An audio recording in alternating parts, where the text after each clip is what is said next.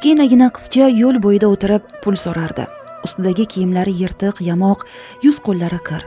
U odamlarga yolvorib qo'l cho'zarkan, yonginasidan yosh, boy, go'zal ko'rinishli kishi o'tdi. Kishi qizchaga bir qiyo boqdi-yu, e'tiborsiz yo'lida davom etdi. Uni hashamatli uyida xotini va bolalari kechki ovqat hamda xotirjam hayot kutardi. Ovqatdan so'ng birdan uning xayoliga o'sha tilamchi qiz keldi. Negadir unga rahmi kela boshladi. G'arib ko'rinishini ko'z oldiga keltirdi-yu, ich-ichidan achindi. Shu tuyg'ular og'ishida Allohga yuzlandi.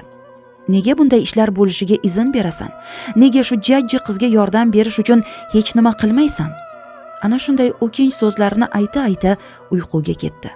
Ko'zlari ilinar-ilinmas tushida haybatli bir ovozdan uyg'onib ketdi. Aynan shuning uchun ham sen badavlat qilingansan.